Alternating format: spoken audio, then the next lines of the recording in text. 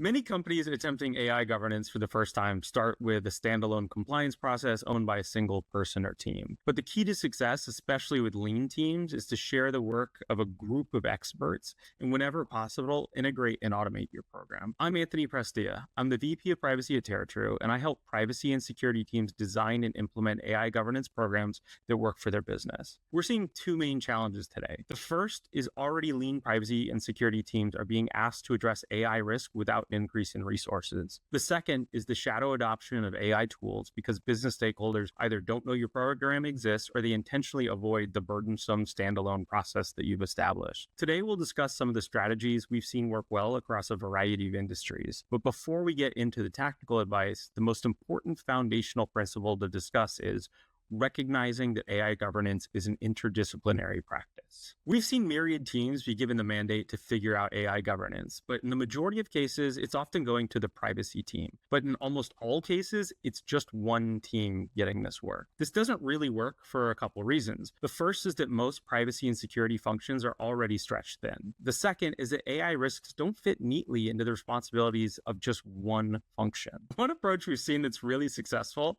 for bridging this gap is establishing an AI governance committee or task force. This is usually just a small group that initially meets once or twice a month to align on goals and risk tolerance for the use of AI. Usually this group involves people from legal, from privacy, security, product, and engineering, but it really depends on what makes sense for the individual organization. The group should initially focus on identifying key AI risks for your organization and setting guidelines on how to address them. So for example, the legal representative may think through playbooks related to intellectual property and liability. Your security team might consider combating adversarial threats like prompt injection, and your privacy team will consider risk related to training AI on personal data and automated decision making. This group may also identify specific AI tools or vendors that are approved for use across your organization. So for example, maybe you want to approve AI features within existing tools or negotiate terms for blanket licenses to LLMs. These approaches help reduce the risk of employees putting confidential information into tools that may eventually be used for training purposes. Given the responsibilities of the AI governance committee, you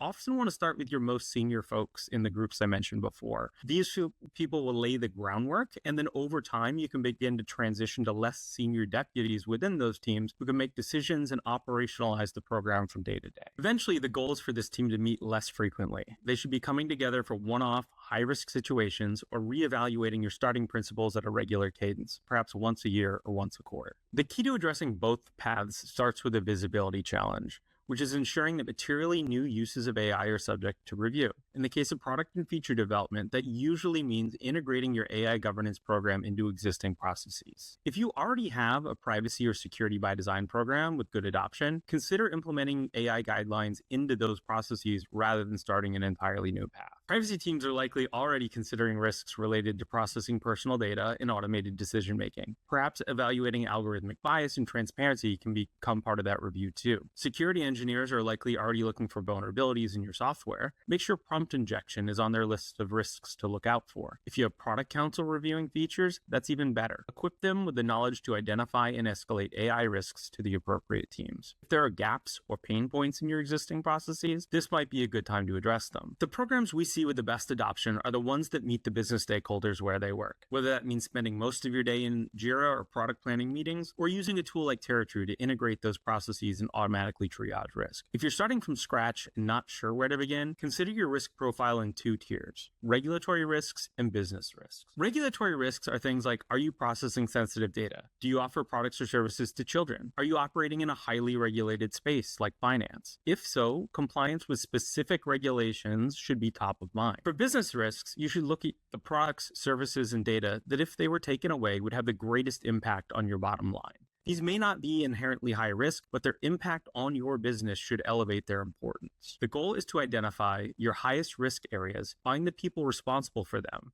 and As with the more mature teams, figure out where you can integrate into how they already work, whether that's through tooling or through live meetings. Once you've designed a plan to assess AI risk in your own product offerings, it's time to start addressing shadow AI adoption by employees. For those that have been in the privacy and security space for a while, shadow AI adoption isn't all that different from the adoption of shadow IT we saw during the SaaS boom. Back then, people were signing up for SaaS tools and putting confidential information in them. Now they're doing the same with AI tools. The stakes are just a bit higher because certain AI tools make it more likely that information could leak. The reality is, almost every SaaS product you have is incorporating AI features, and you probably don't have the bandwidth to manually review every single tool. So the approach I recommend is, if you haven't already, identify all the vendors your business uses and determine which of them have AI features. This might involve a manual review with your procurement team, or it might involve using tooling like TerraTrue. Once you have that list, you can group them by risk. Decide which have the most business-critical data, like product roadmaps, and which contain the highest risk data, things like customer information,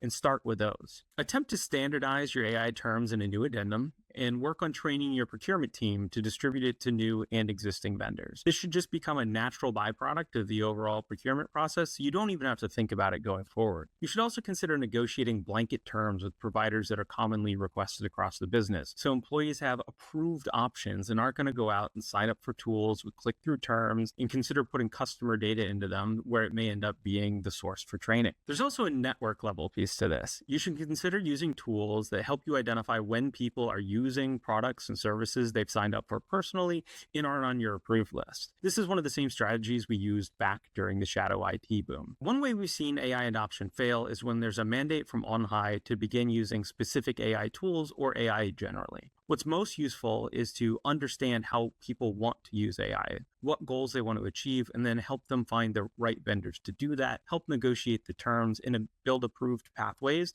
to help them achieve their goals. In both scenarios, whether it's your own product and features or the adoption of AI-related tooling, you need to focus your review on those places that have the most human impact. Not every AI use case requires the same depth of review. Instead, you need to consider the use of AI here, how it will impact people's opportunities, their income. Will it impact vulnerable people? How does it impact trust on your business? Does it involve sensitive personal information? The more meaningful impact it will have on individuals, the more you need to focus on a real human review and cross-functional judgment. This is how you can take a lean team and provide huge impact back to the business. Ultimately, effective AI governance does not mean building a massive, bureaucratic standalone process. What it's really about is dividing the burden across experts, staying agile, reevaluating on a regular basis, and meeting the business where they work. That's the way you get adoption, and it's the way you identify and address the greatest risks to your business. If you want to see how we've helped teams put this into practice, visit us at TerraTrueHQ.com and drop a comment below. Let us know what your team is focused on in AI governance. If you made it this far, thanks so much for watching, and I'll see you in the next one.